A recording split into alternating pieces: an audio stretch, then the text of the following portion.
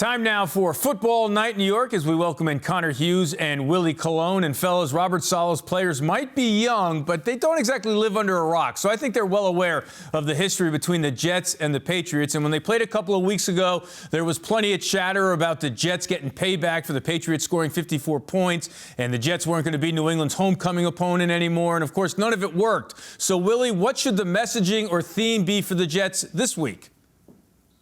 Beat the Patriots, and it won't be a thing. That's the bottom line. It's only a thing because they struggle against the Pats, and it seems like at times they're outcoached. And a lot of the narrative is if Zach Wilson can ever get over, get over cover one, can he defend it? Can he pass against cover three? Can they be efficient? Can the defense do what they need to do? So right now, it's just they have to beat the Patriots, and they have to stop being outcoached and finish games, especially and walk out with a W.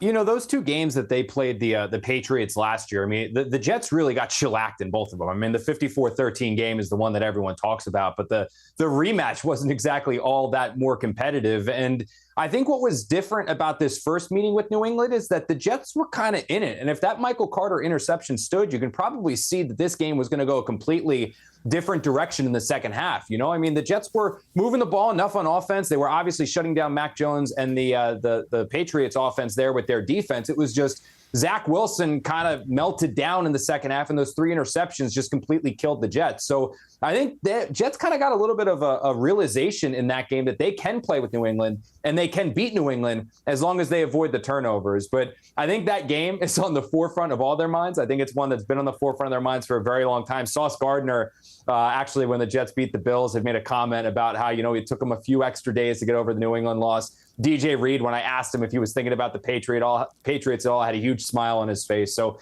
look, the Jets want this one. They wanted revenge for the 54 points they let up. I think they want this one now even more. Willie, you mentioned Zach Wilson being inefficient against New England. He's thrown 7 picks in 3 games against the Pats. So, Willie, how concerned should the coaches be that those past struggles might be in his head this Sunday?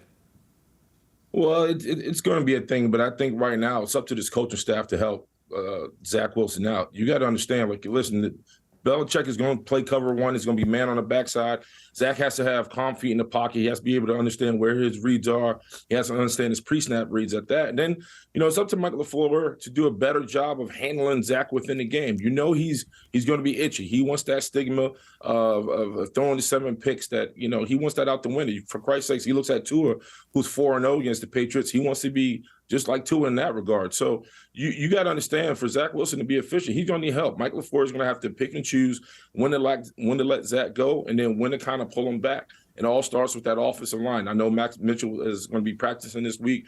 Hopefully they can be more run dominant. But Belichick is going to load the box and he's going to force Zach Wilson to beat him with his arm. I think he has evolved. I think he's matured since that game. Now he just has to go out and prove it. Yeah, you certainly know Belichick's going to have something up his sleeve coming off an off week. All right, Connor, let's hop over to the Giants. There are plenty of positives for Big Blue, but I'm going negative. What can they possibly do now with Kenny Golladay moving forward? Nothing. I mean, I think the fact that they benched him in the second half this past weekend told you all you needed to know, right? I mean, they basically threw out a guy that they just claimed off the waiver wire this past week, or basically just plucked him off the waiver wire and threw him out there and gave him all of Kenny Galladay's snaps, and he was significantly more productive than Kenny Golladay was. I don't know what's wrong with Kenny Golladay right now. I know he doesn't look like the same player he was in Detroit, but he's making mental errors that just, it's the easiest of easy plays he's not making. That drag route that he had over the middle, to have that ball bounce out of his hands, he's going to catch it, take it up the sideline for probably 15, 20, 25. At this point, the Giants are a worse team every time Kenny Golladay steps on the field. And if they're going to put him out there on the field, the only reason they put him out there is for the politics of it, that they paid him a lot of money and they want to try to get some kind of return investment. Well, guess what? This regime, Joe Schoen, he's not the one who paid Kenny Golladay. Brian Dable, he's not the one who wanted Kenny Golladay. So I think Kenny Galladay's days with the Giants are numbered. And for them right now, they're trying to find the best 11 players to put out there on offense. And if we're being honest with ourselves, Kenny Golladay just is not one of them. He wasn't one of the best 11 before his injury. The Giants were hoping something would change after he came back from the injury. Guess what? Nothing changed. So get him off the field and just play with the guys who are going to make plays.